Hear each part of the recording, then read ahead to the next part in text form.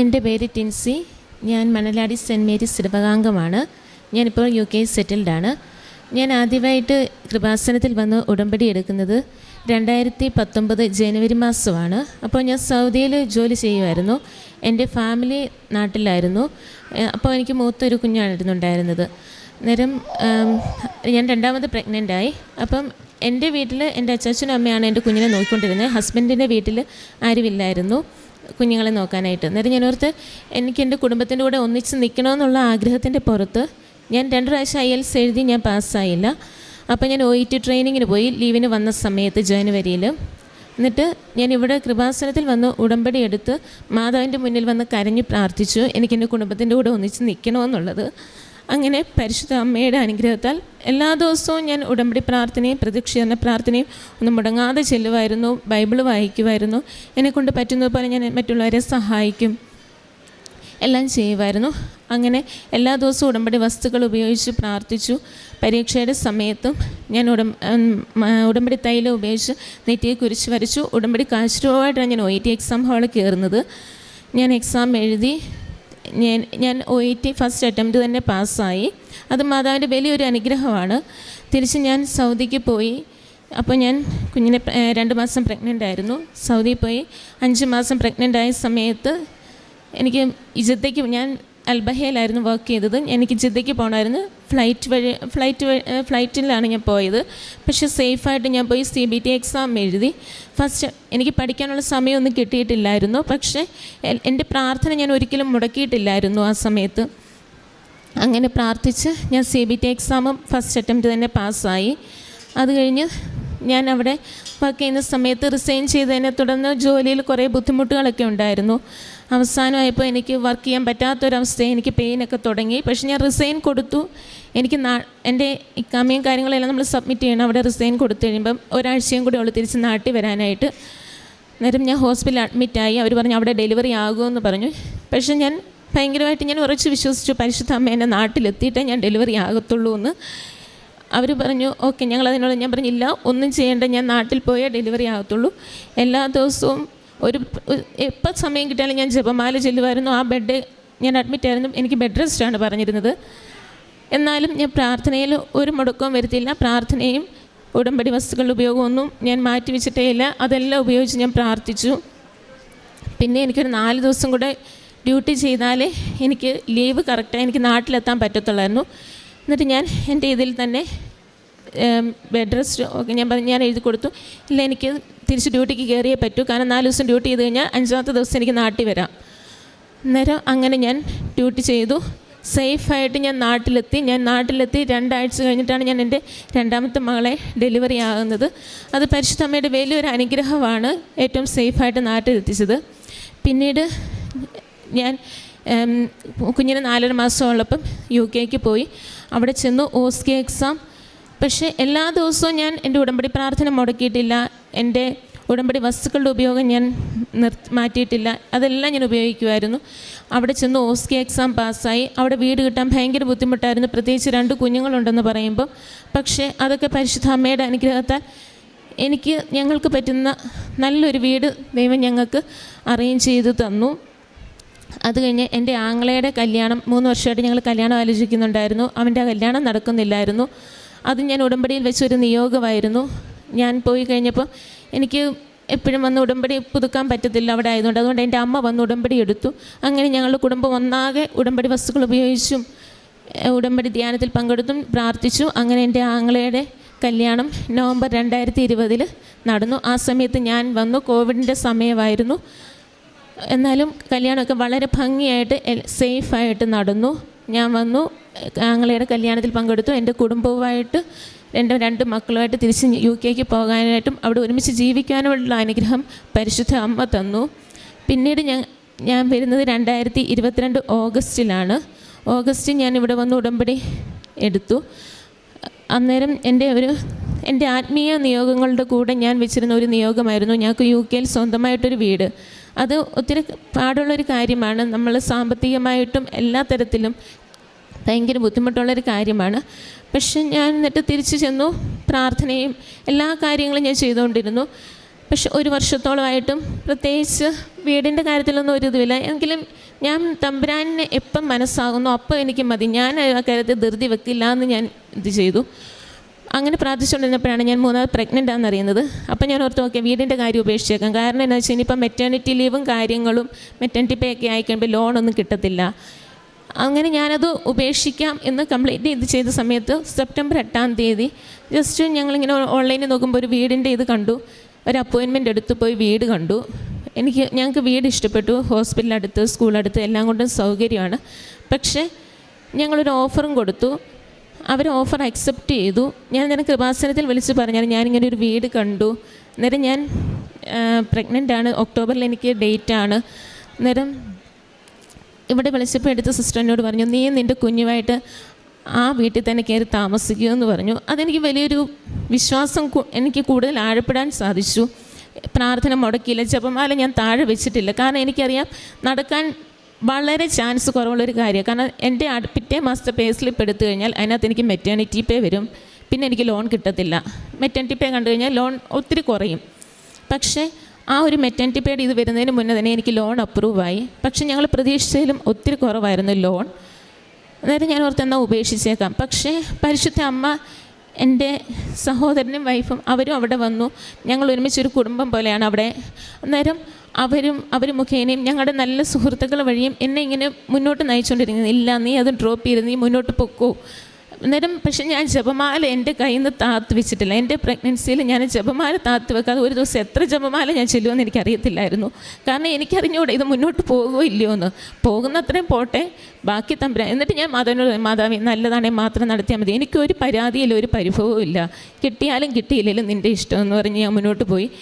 ഒത്തിരി നമുക്ക് ആ ഒരു സാമ്പത്തിക പ്രശ്നം ഭയങ്കരമായിരുന്നു, അത്ര എമൗണ്ട് സോർട്ട് ചെയ്യാൻ. പക്ഷേ എൻ്റെ സഹോദരങ്ങൾ വഴിയും നല്ല സുഹൃത്തുക്കൾ വഴിയും പരിശുദ്ധ അമ്മ ആ സാമ്പത്തിക പ്രശ്നങ്ങളെല്ലാം സോൾവ് ചെയ്ത് നമുക്ക് ആ വീട് ഫെബ്രുവരി 9-ാം തീയതി പരിശുദ്ധ അമ്മയുടെ അനുഗ്രഹത്താൽ എനിക്ക് ആ വീടിൻ്റെ കീ കിട്ടി.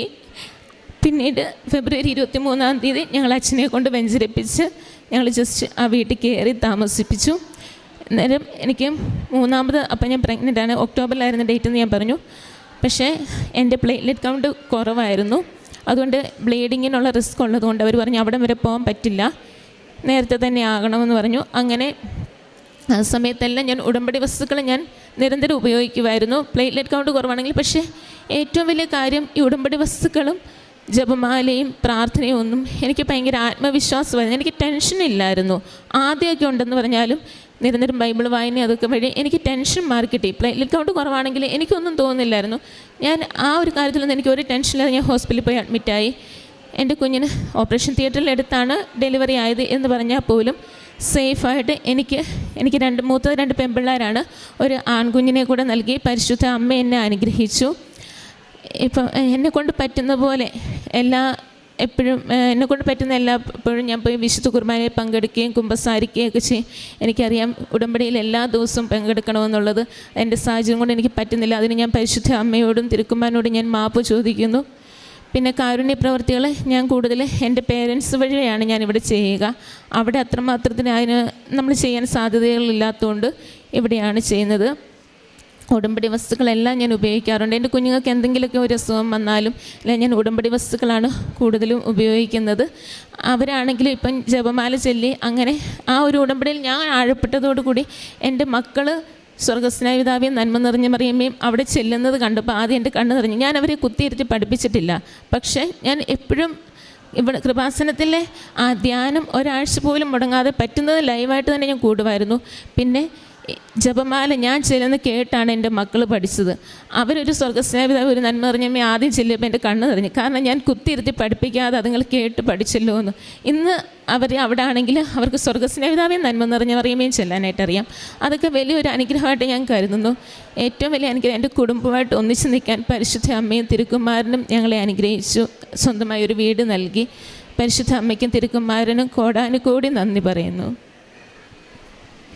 യെശയ്യാ പ്രവാചകൻ്റെ പുസ്തകം 40, 30, 31 തിരുവചനങ്ങൾ ഇപ്രകാരം അരുളി ചെയ്യുന്നു.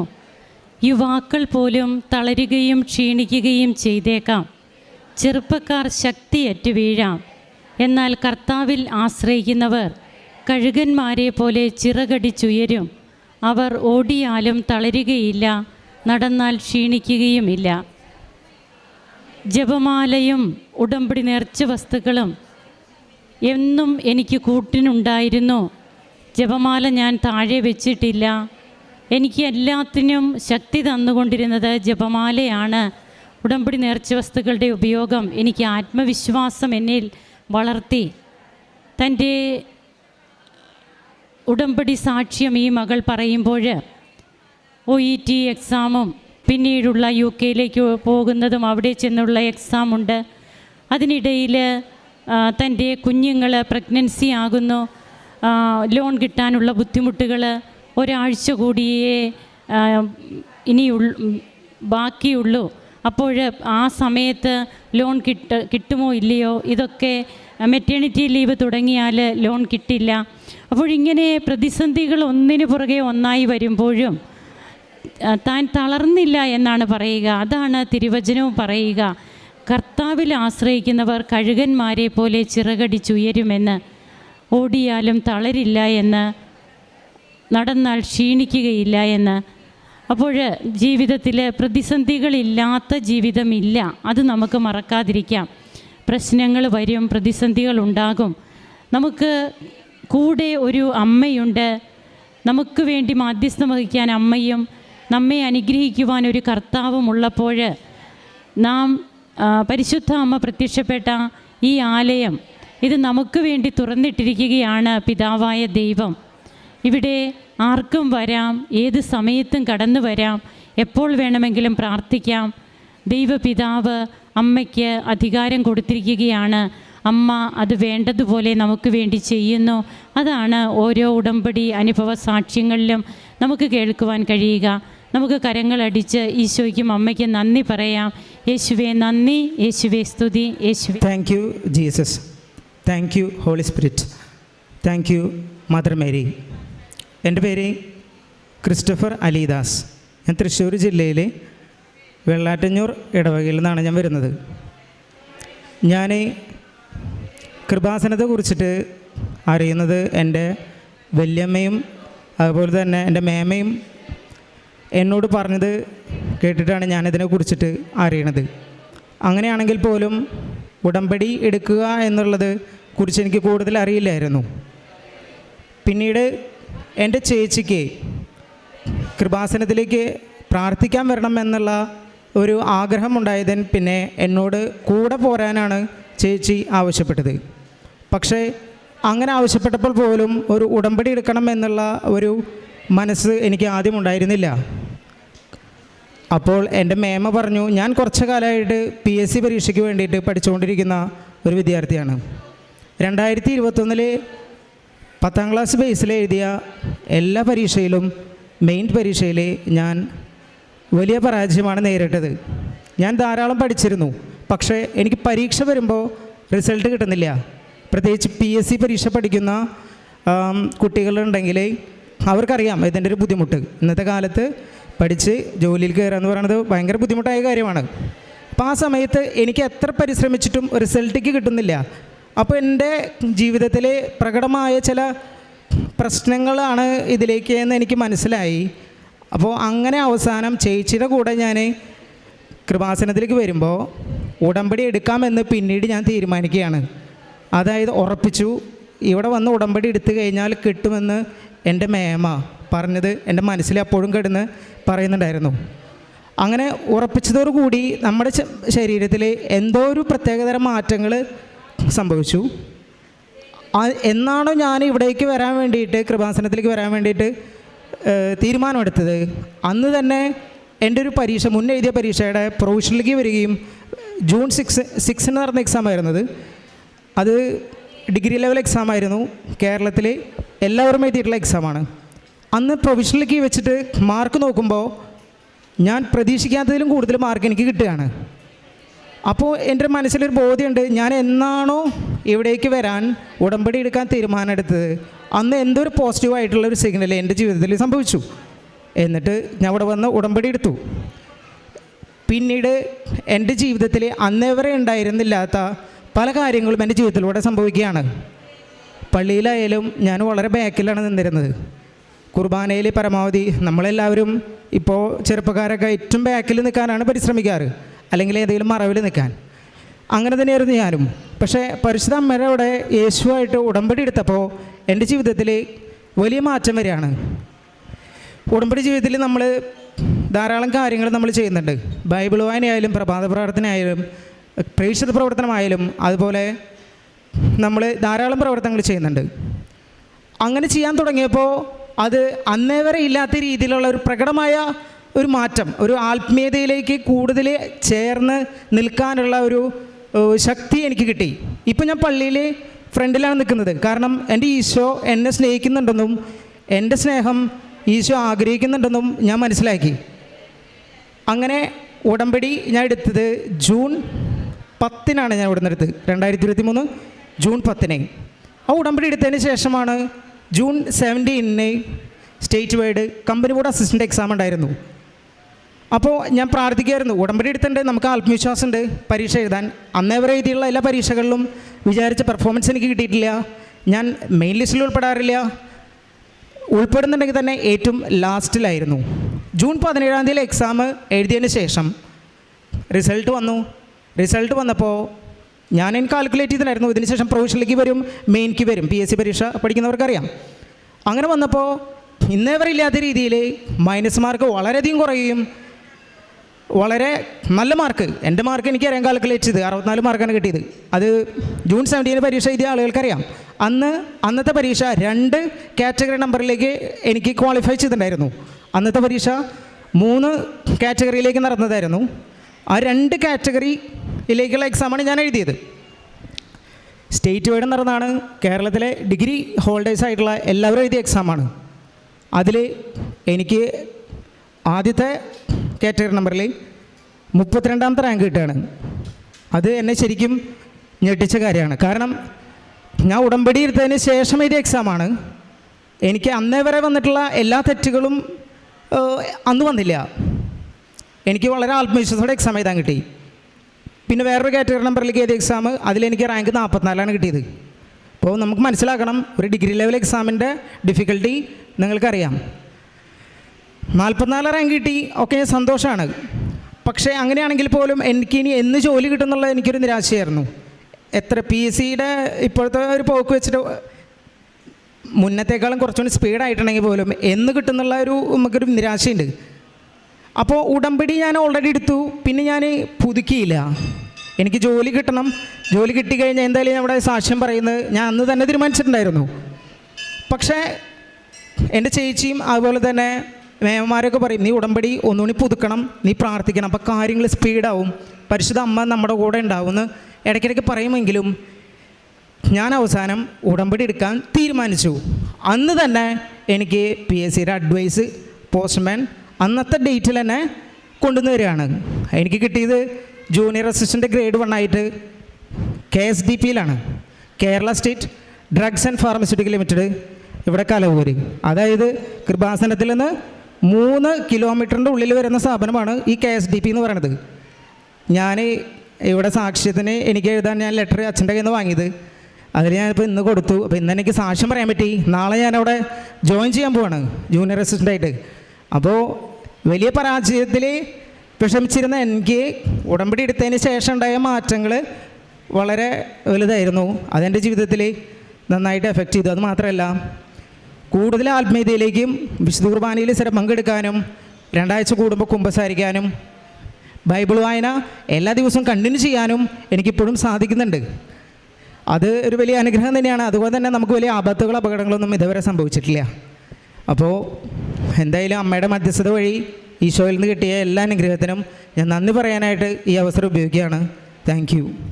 പരിശുദ്ധ അമ്മയുടെ മധ്യസ്ഥതയിൽ വളരെ ചുരുങ്ങിയ ഭാഷയിൽ അങ്ങനെ ജോലി കിട്ടിയ കാര്യമാണ് പറയുന്നത്. അപ്പം തൻ്റെ ഈ ചെറുപ്പ കാലഘട്ടത്തിൽ തന്നെ ദൈവം നൽകിയതാണെന്നുള്ളൊരു ബോധ്യം, അതിപ്പോൾ എല്ലാം ദൈവം നൽകിയതാണല്ലോ എന്നുള്ള ചോദ്യമുണ്ട്. പക്ഷേ അങ്ങനല്ല.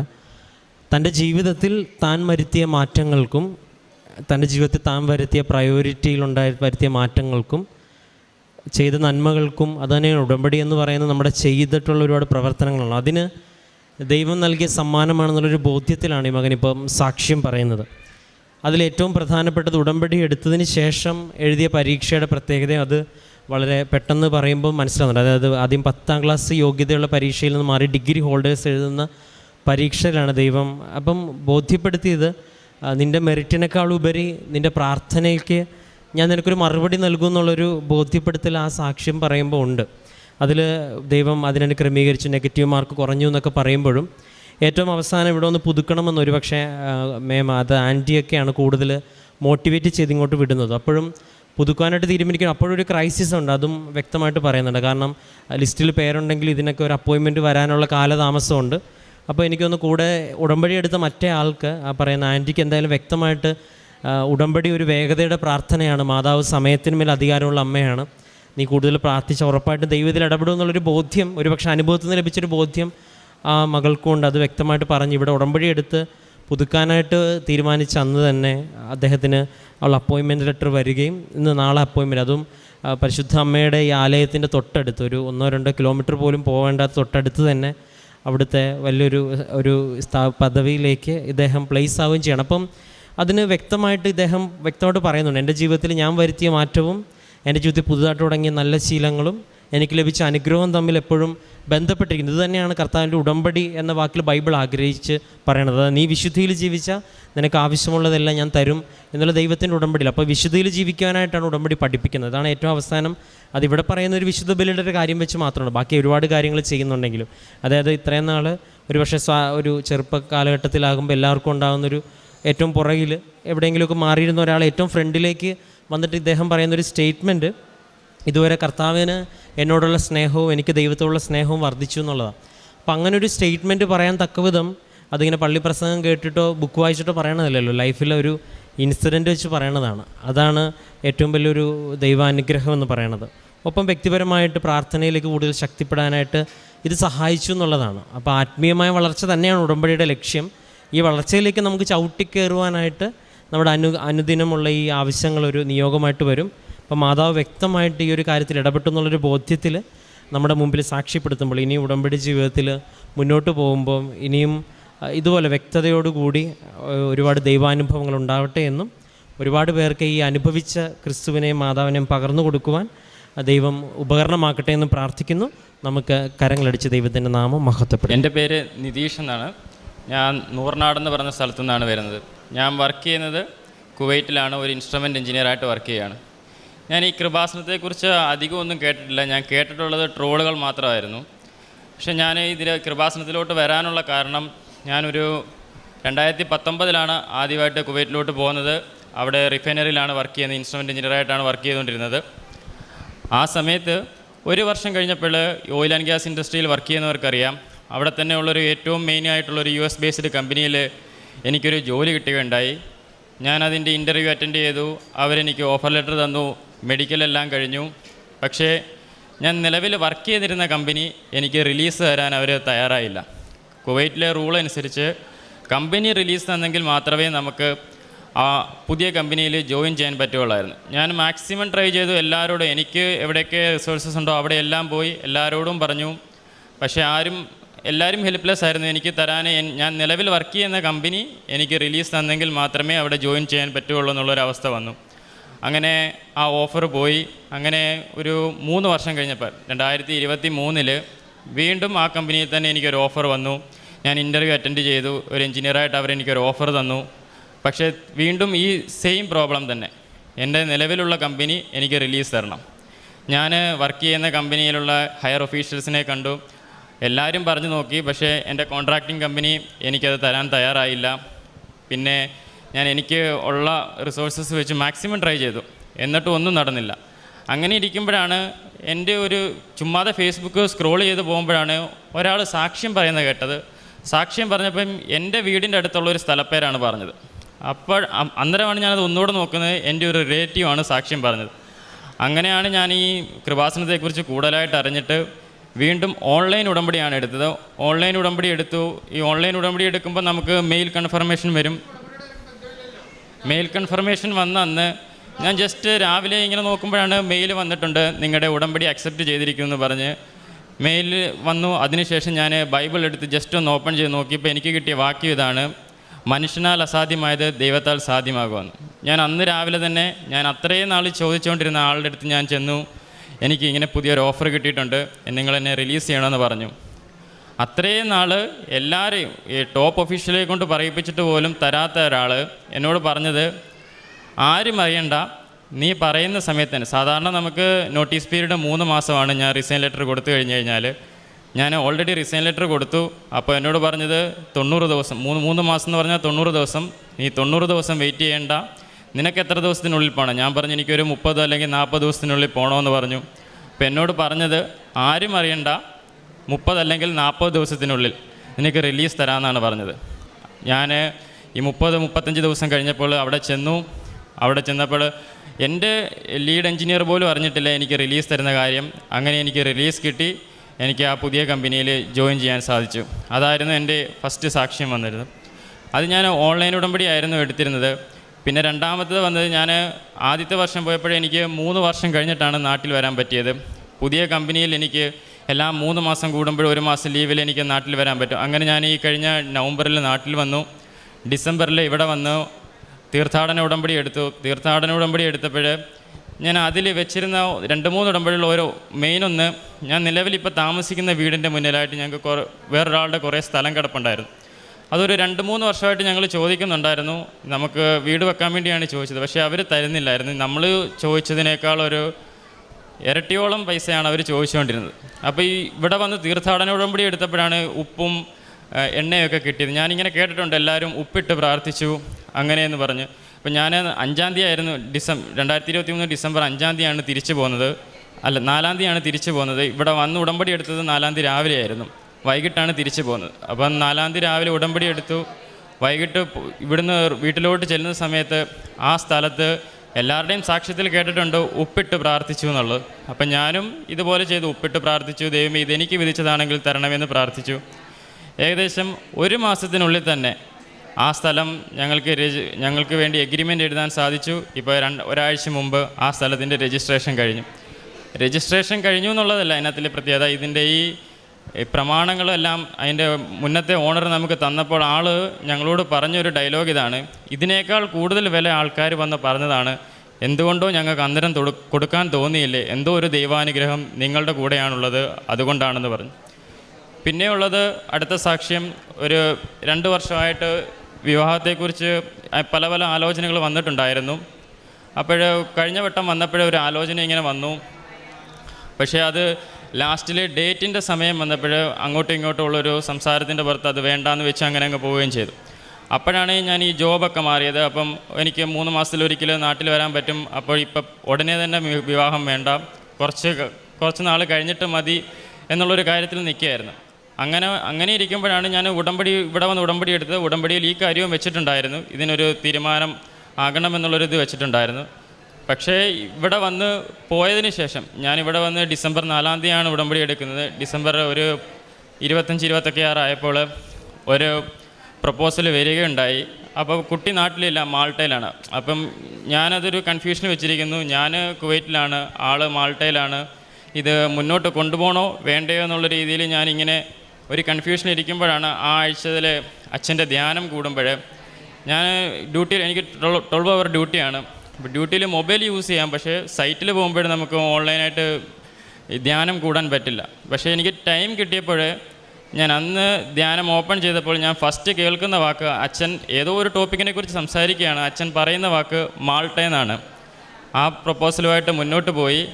ഇന്നലെ അതിൻ്റെ എല്ലാ കാര്യങ്ങളും സംസാരിച്ചു. ഇന്നലെ അതിൻ്റെ എല്ലാ ഫൈനൽ ഫിക്സായി. ഏകദേശം സെപ്റ്റംബർ 9-ാം തീയതി അതിൻ്റെ മാരേജിൻ്റെ ഡേറ്റ് എടുത്തു. സെപ്റ്റംബർ 9 മാരേജ് ഫിക്സ് ആക്കിയിട്ടുണ്ട്. പിന്നെയുള്ള അടുത്ത സാക്ഷ്യം, എനിക്ക് മൈഗ്രെയിൻ്റെ ഒരു പ്രശ്നം ഉണ്ടായിരുന്നു. ഞാൻ റിഫൈനിങ് സൈഡിലാണ് വർക്ക് ചെയ്യുന്നത്. അപ്പോൾ ഓയിൽ ആൻഡ് ഗ്യാസ് ഇൻഡസ്ട്രി ആകുമ്പോൾ ടോക്സിക് ഗ്യാസസും ഫ്ലെയിമബിൾ ഗ്യാസസും നിറയുണ്ട്. അപ്പം മൈഗ്രെയിൻ ഉണ്ടായപ്പോൾ ഞാൻ ഒരിക്കലും ഡോക്ടറെ കണ്ടപ്പോൾ ഡോക്ടർ എന്നോട് പറഞ്ഞത്, ഇതിൻ്റെ റീസൺ നിങ്ങൾ തന്നെ കണ്ടെത്തണം എന്നാണ്. ഏത് ടൈമിലാണ് നിങ്ങൾക്ക് ഇങ്ങനെ പ്രശ്നം ഉണ്ടാകുന്നതാണ്. അപ്പം ഞാൻ അങ്ങനെ നമ്മൾ കുറേ കാരണങ്ങൾ കണ്ടുപിടിച്ചപ്പോൾ ഞാൻ മനസ്സിലാക്കിയ ഒരു കാര്യം, ഈ ഫീൽഡിൽ വർക്ക് ചെയ്യുമ്പോൾ ഗ്യാസസ് റിലീസ് ഉണ്ടാവും. ഈ ഗ്യാസ് റിലീസ് ഉണ്ടാകുമ്പോഴാണ് എനിക്ക് മെയിനായിട്ട് ഇങ്ങനെ പ്രശ്നം. പിന്നെ ഒന്നുള്ളത് ഫുഡ് കഴിക്കാതിരിക്കുമ്പോഴും ഇങ്ങനൊരു പ്രശ്നം ഉണ്ടാവുന്നുണ്ട്. അപ്പോൾ ഈ ഉടമ്പടിയിൽ പക്ഷേ ആഴ്ചയിലൊരിക്കൽ ധ്യാനം കൂടും, ഉപവാസമൊക്കെ ഉണ്ടെന്ന് പറഞ്ഞു. പക്ഷേ ഫസ്റ്റ് ഡേ ഞാൻ ഉപവാസം എടുത്തപ്പോഴേ എനിക്ക് ഭയങ്കരമായിട്ട് തലവേദന ഉണ്ടാകുകയും സഹിക്കാൻ പറ്റാത്തൊരിതുണ്ടാകുകയും ചെയ്തു. അന്ന് ഉടമ്പടി തൈലം എൻ്റെ കയ്യിലുണ്ടായിരുന്നു. ഞാൻ പ്രാർത്ഥിച്ച് ഉടമ്പടി തൈലം പുരട്ടി. ഞാൻ അന്നേരം ഇങ്ങനെയാണ് ഞാൻ പ്രാർത്ഥിച്ചത്: കർത്താവേ, ഇതിനകത്തിൽ ഈ ഒരു ദിവസം ഉപവസിച്ച് പ്രാർത്ഥിക്കണമെന്ന് പറയുന്നത്, പക്ഷേ ഉപവസിച്ച് പ്രാർത്ഥിച്ചപ്പോൾ ഇങ്ങനെയാണെന്നുണ്ടെങ്കിൽ ഞാൻ മുന്നോട്ട് എങ്ങനെ ചെയ്യുമെന്നുള്ള രീതിയിൽ പ്രാർത്ഥിച്ചു. പക്ഷേ അന്ന് ആ ഉടമ്പടി തൈലം വെച്ച് പ്രാർത്ഥിച്ചതിന് ശേഷം ഇപ്പോൾ ഏകദേശം 1 വർഷത്തോളം ആകുന്നു. ഏകദേശം അല്ലെങ്കിൽ എനിക്ക് വീക്കിലി വൺസ് അല്ലെ 2 ടൈംസ് ഇങ്ങനെ ഉണ്ടാകുന്നതാണ്. ഇത് ഈ 1 വർഷത്തിനിടയ്ക്ക് 1 or 2 തവണ മാത്രം വളരെ മൈൽഡായിട്ട് ഒരു ചെറിയൊരു വേദന വന്ന് പോയതല്ലാതെ ഇന്നേ വരെ അങ്ങനെ ഒരു പ്രശ്നം വീണ്ടും ഉണ്ടായിട്ടില്ല. പിന്നെ കാരുണ്യ പ്രവർത്തികൾ, ഞാൻ വർക്ക് ചെയ്യുന്നൊരു റിമോട്ട് ലൊക്കേഷനാണ്. എനിക്ക് പുറത്ത് സിറ്റിയിലോട്ടൊന്നും പോകാൻ പറ്റില്ല. നമ്മൾ ഈ ഫേസ്ബുക്കിൽ ഓൺലൈൻ വഴി കാണുന്ന ചെറിയ ചെറിയ സഹായങ്ങൾ ചെയ്യാറുണ്ട്. പ്രേക്ഷിത പ്രവർത്തനം ഇവിടുന്ന് കിട്ടിയ പത്രം വിതരണം ചെയ്യാറുണ്ട്. നാട്ടിലാണ് കൂടുതലായിട്ട് വിതരണം ചെയ്തത്.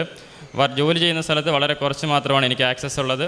അങ്ങനെ അവിടെയും വിതരണം ചെയ്തിട്ടുണ്ട്. ആത്മീയമായിട്ടുള്ള മാറ്റം മുന്നേ ആണെങ്കിൽ നമുക്കൊരു ടെൻഷൻ ഉണ്ടായിരുന്നു, നാളെ എന്താണ്, ഇനിയിപ്പോൾ എന്ത് നടക്കും എന്നുള്ളത്. പക്ഷേ ഇപ്പോൾ അങ്ങനെ ഒരു ടെൻഷനില്ല. നാളെ ഇന്നലെ നടത്തിയ ദൈവം, ഇന്ന് നടത്തുന്ന ദൈവം നാളെയും എന്നെ നടത്തും എന്നുള്ളൊരു വിശ്വാസത്തിൽ ഏറ്റവും നല്ല കോൺഫിഡൻസോടുകൂടി മുന്നോട്ട് പോകാൻ ഇപ്പോൾ സാധിക്കുന്നുണ്ട്. പരിശുദ്ധ അമ്മയുടെ മധ്യസ്ഥതയിൽ തൻ്റെ ഈ ചെറുപ്പ കാലഘട്ടത്തിൽ അവന് ലഭിച്ച വ്യക്തിപരമായിട്ടുള്ള ദൈവാനുഭവങ്ങളാണ് പറഞ്ഞത്. ഏറ്റവും പ്രധാനപ്പെട്ട 3 കാര്യങ്ങൾ. ഒന്ന്, വിവാഹം എന്ന് പറയുന്ന ഏറ്റവും പ്രധാനപ്പെട്ട ഒരു ഡിസിഷൻ, അതിലെങ്ങനെയാണ് ഉടമ്പടി എന്ന പ്രാർത്ഥന സഹായിച്ചതെന്നുള്ളത്. രണ്ടാമത്തത്, ഒരു ജോബുമായിട്ട് ബന്ധപ്പെട്ട ഒരു ഡിസിഷനിലും അല്ലെങ്കിൽ ആ ഒരു കാര്യത്തിലും മാതാവ് ഇടപെടുന്നുണ്ട്. വ്യക്തിപരമായിട്ട് ലഭിച്ച മറ്റു കാര്യങ്ങളുമാണ്. ഏറെ പ്രത്യേകിച്ച് ദൈവം, പ്രത്യേകിച്ച് ഇവിടെ യുവതി-യുവാക്കൾ പറയുന്ന സാക്ഷ്യങ്ങൾ നിങ്ങൾ ശ്രദ്ധിക്കുമ്പം നിങ്ങൾക്കറിയാം, ഈ ഒരു കാലഘട്ടത്തിൽ വ്യക്തമായിട്ടൊരു ബോധ്യമില്ലാതെ ആരും അൾത്താരയിൽ നിന്നല്ല ആരും ദൈവത്തെക്കുറിച്ച് സംസാരിക്കത്തില്ല, അല്ലെങ്കിൽ ദൈവ അനുഭവത്തെക്കുറിച്ച് സംസാരിക്കത്തില്ല. ചിലപ്പോൾ അവർ ഒരുപാട് വിഷയങ്ങളെക്കുറിച്ച് വാദോരാതെ ചിലപ്പോൾ അറിവില്ലെങ്കിൽ സംസാരിക്കും. പക്ഷേ വ്യക്തമായൊരു ബോധ്യത്തിലൂടെ നമുക്ക് ദൈവത്തെക്കുറിച്ച് മറ്റുള്ളവരോട് സംസാരിക്കാനായിട്ട് പാടാണ്. അതുകൊണ്ട് തന്നെയാണ് നമ്മുടെ പല സംഭാഷണങ്ങളിലും ദൈവകാര്യങ്ങളോ ഒരിക്കലും ഒരു സംഭാഷണത്തിന് കാരണമാകത്ത് നമുക്കൊരു ആത്മീയ അനുഭവം ഇല്ലാത്തതുകൊണ്ട്. പക്ഷേ ഉടമ്പടിയിലേക്ക് കടന്നു വരുമ്പം ഒരുപാടിടങ്ങളിൽ ഈശോയും മാതാവും ചർച്ചാ വിഷയമാകുന്നുണ്ടെന്നുള്ളത് ഈ സാക്ഷ്യങ്ങൾ പരിശോധിക്കാൻ മനസ്സിലാവും.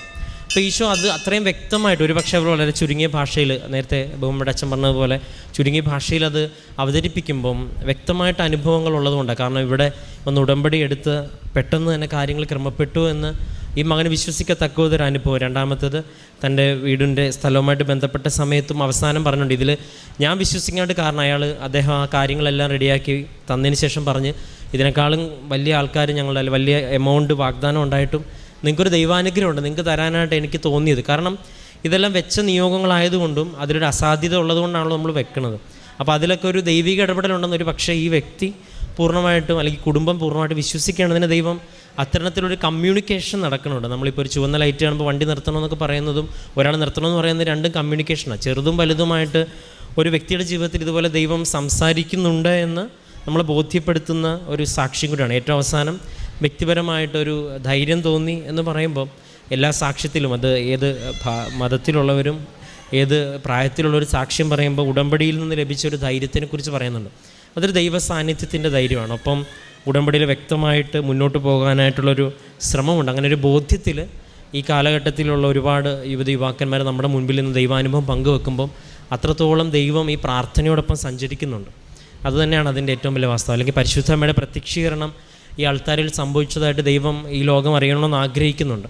അപ്പോൾ അത് ഓൺലൈനാണ് ആദ്യം എടുത്ത്, പിന്നീടാണ് ഇവിടെ വന്ന് ഉടമ്പടി എടുത്തതെന്നാണ് പറയുന്നത്. അപ്പോൾ ഇനിയും ഉടമ്പടി ജീവിതത്തിൽ ഇനിയും മുന്നോട്ട് പോകുമ്പോൾ പ്രത്യേകിച്ച് തൻ്റെ ജീവിത പങ്കാളിയുടെ ഒരു തിരഞ്ഞെടുപ്പിലും ഒരു ഇതായിട്ട് വെച്ചത് ഉടമ്പടി ആരാധനയിൽ ദൈവം നൽകിയൊരു അടയാളത്തെയാണ്.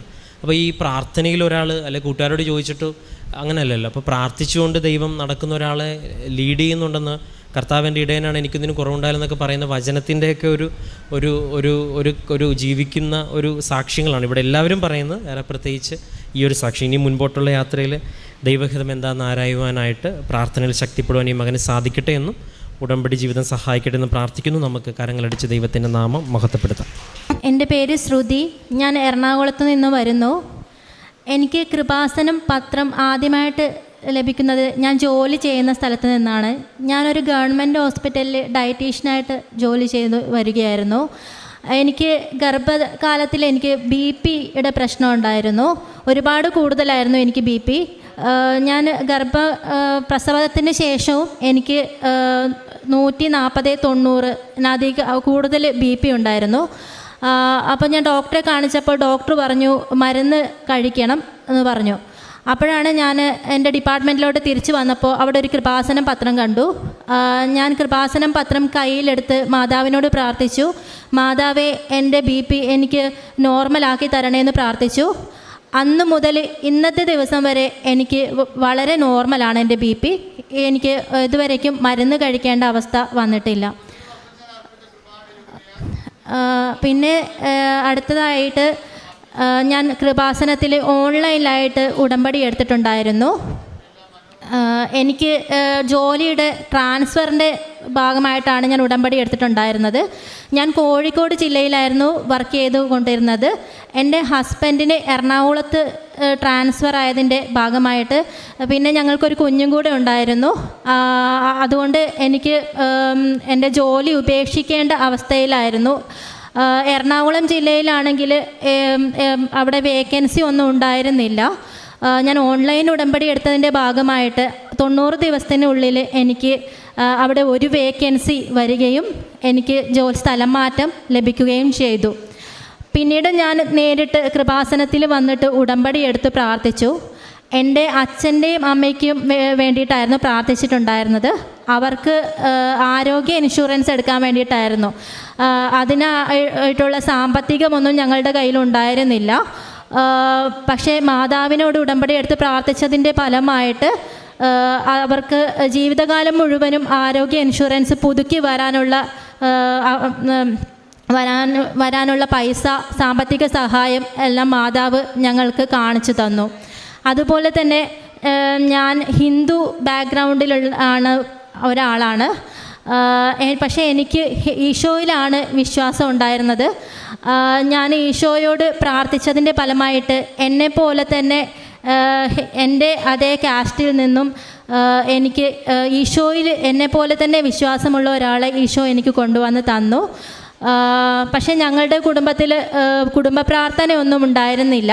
കൃപാസനത്തിൽ വന്ന് പ്രാർത്ഥിച്ചതിൻ്റെ ഫലമായിട്ട് ഞങ്ങളുടെ കുടുംബത്തിൽ ദിവസവും ഇപ്പോൾ കുടുംബ പ്രാർത്ഥന, ജപമാല പ്രാർത്ഥന എല്ലാം ഉണ്ട്.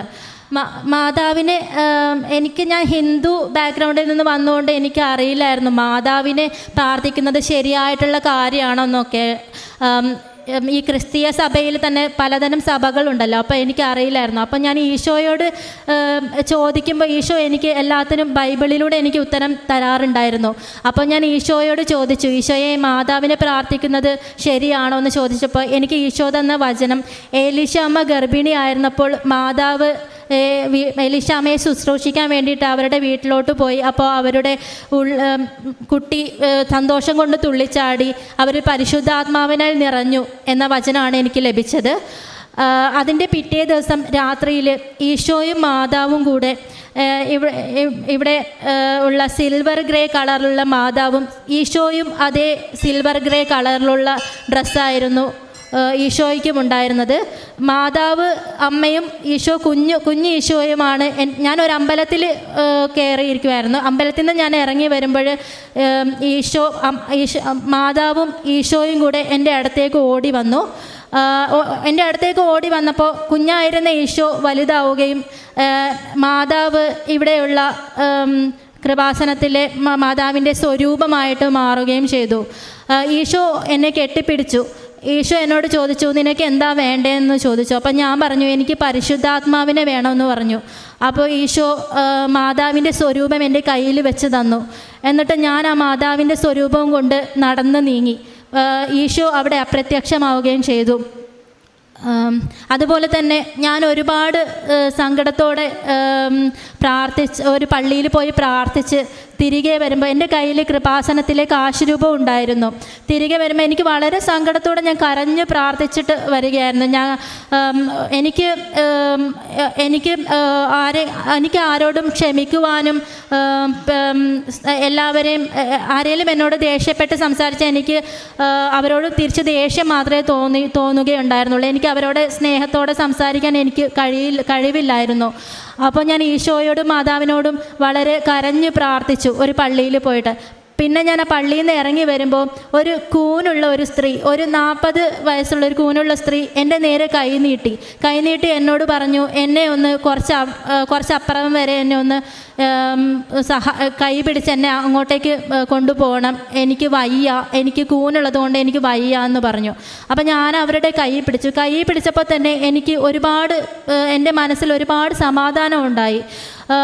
അവർ എന്നോട് എൻ്റെ വീട് എവിടെയാണെന്നൊക്കെ ചോദിച്ചു. അപ്പം ഞാൻ പറഞ്ഞു എൻ്റെ വീട് തൃപ്പൂണിത്തറയാണെന്ന് പറഞ്ഞു. അപ്പോൾ അവർ പറഞ്ഞു ഞാൻ ആമയുടെ വന്നിട്ടുണ്ട്, ആമയുടെ തൃപ്പൂണിത്തറയ്ക്ക് അടുത്തുള്ളൊരു സ്ഥലമാണ്. അവർ പറഞ്ഞു ഞാൻ അവിടെ ഒരു ഹിന്ദു കുടുംബത്തിൽ നേർച്ച കൊടുക്കാൻ വേണ്ടി വന്നിട്ടുണ്ടെന്ന് പറഞ്ഞു. പിന്നീട് ഞാൻ അവരോട് ചോദിച്ചു എവിടെയാണ് അമ്മയ്ക്ക് പോകേണ്ടതെന്ന് ചോദിച്ചു. അവർ ഒരു പ്രത്യേക സ്ഥലമൊന്നും പറഞ്ഞൊന്നുമില്ല. അടുത്തുള്ള ഒരു ഹോട്ടൽ കാണിച്ച് എന്നെ അവിടെ നിർത്തിയാൽ മതി എന്ന് പറഞ്ഞു. ഞാൻ അവരെ അവിടെ നിർത്തുമ്പോൾ അവൻ എന്നോട് പറഞ്ഞു ഞാൻ പ്രാർത്ഥിക്കാം എന്ന് പറഞ്ഞു. ആ വാക്ക് കേട്ടപ്പോൾ തന്നെ എനിക്ക് ഒരുപാട് സമാധാനം ഉണ്ടായി. അവരെ കണ്ട് പിറ്റേ ദിവസം മുതൽ എനിക്ക് ഒരുപാട് മാറ്റം എന്നിലുണ്ടായി. എനിക്ക് എല്ലാവരോടും ക്ഷമിക്കുവാനും ഈശോ സ്നേഹിക്കുന്ന പോലെ എല്ലാവരെയും, എന്നോട് ദേഷ്യപ്പെടുന്നവരെയും എന്നോട് തെറ്റ് കാണിക്കുന്നവരെയും എല്ലാം എനിക്ക് ദേഷ്യവും ഒന്നും തോന്നാറില്ല. എനിക്ക് വളരെ സ്നേഹം മാത്രമേ എല്ലാവരോടും തോന്നുകയുള്ളൂ. അങ്ങനെ എനിക്ക് ഒരുപാട് മാറ്റങ്ങൾ എന്നിലുണ്ടാവുകയും ചെയ്തു. ഈശോയ്ക്കും മാതാവിനും നന്ദി. ശക്തനായവൻ എനിക്ക് വലിയ കാര്യങ്ങൾ ചെയ്തിരിക്കുന്നു. ലൂക്കായുടെ വിശുദ്ധ സുവിശേഷം 1:49 തിരുവചനമാണ്. ജീവിതത്തിൽ ദൈവത്തെ അടുത്തറിയുവാനും സ്നേഹിക്കുവാനുമൊക്കെ ആഗ്രഹിക്കുന്ന ഒരു മകൾ, ആ മകളുടെ അനുഭവ സാക്ഷ്യം ഇവിടെ പങ്കുവയ്ക്കുകയാണ്.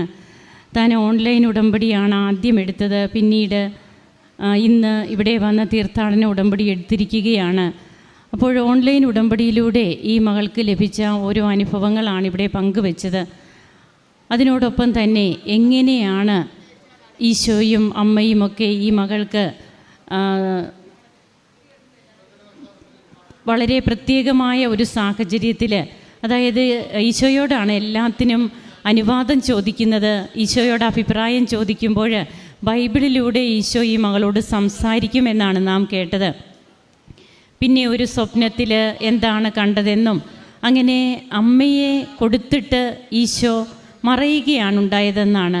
അതായത് ഉടമ്പടിയിൽ അമ്മ നമുക്കൊരു വഴികാട്ടിയാണ്. അപ്പോൾ ഈശോ ഏറ്റവും ആഗ്രഹിക്കുന്നുണ്ട് തൻ്റെ അമ്മയെ എല്ലാവരും അറിയണമെന്ന്.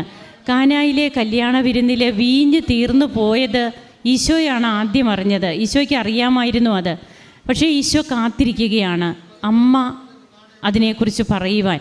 അങ്ങനെ അമ്മ പറയുമ്പോഴാണ് ഈശോ അവിടെ ഇടപെടുന്നത്.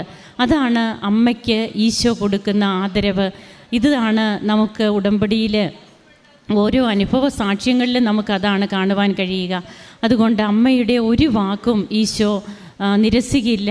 അമ്മ പറയുന്നതെല്ലാം, അമ്മ നമുക്ക് വേണ്ടി മാധ്യസ്ഥം വഹിക്കുന്നതെല്ലാം ഈശോ നമുക്ക് സാധിച്ചു തരും.